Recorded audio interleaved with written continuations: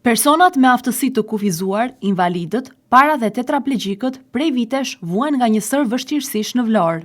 Hysen Muhameti, kreu i shoqatës që përfshin këto kategori personash, thotë se vështirësitë e përditshme janë në marrjen e shërbimeve të kërkuara prej tyre.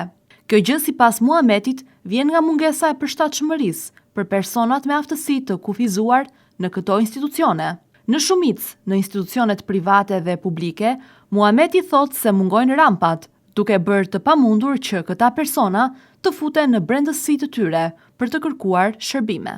Po, me të drejtë, marrja e shërbimeve për personat me aftësi të kufizuar para dhe tetraplegjik është jashtëzakonisht e vështirë. Unë jo se duhet të qahem apo të kritikoj në drejtim të kësaj pune në vazhdimsi në intervistat e mia, por është një gjë që nuk po realizohet dhe nuk po i kushtohet vëmendja e duhur nga institucionet.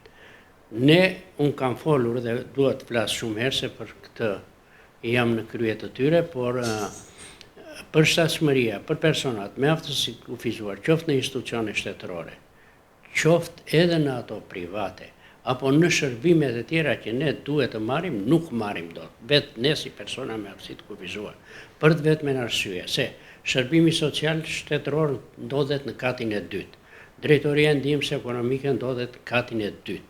Në shumë institucione të tjera, do me thënë, ndodhen në katin e dytë. Plus që tani disa gjëra janë bërë dhe online, duhet të aplikosh, një person me aftësi të kufizuar, kuptohet që lëvizshmëria e tij për të shkuar në një qendër interneti për të takuar diellën që të bëj aplikimit e Albania nuk e bën dot, pa praninë e njerëzve të tjerë apo pa u paraqitur vetë, kështu që vështirësia për personat me aftësi të kufizuar është jashtëzakonisht.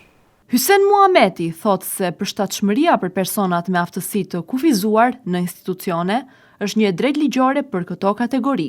Sipas tij, çdo institucion duhet të ketë rampat dhe të gjithë kushtet e nevojshme për dhënien e shërbimit te këta persona. Por pavarësisht të drejtës ligjore, Muhameti thotë se ndër vite asnjë përmirësim nuk është bërë, asgjë nuk ka ndryshuar. Ndaj flasim për përshtatshmërinë, është e drejtë ligjore, në shkresa, do me thënë në ligje, në konvent të ndërkombëtare për drejtat e personave me aftësi të kufizuar, është e përcaktuar shumë saktë që shteti palë duhet marrë përsipër akomodimin në arsim, në kulturë, në shëndetësi, në përditshmërinë e tij për personat me aftësi të kufizuar, që shërbimet gjithsekush ai që ka mundësi duhet të kryej vetë. Gjë e cila këtu tek ne nuk po shohim drejt jeshilën fund të tunelit, absolutisht asgjë.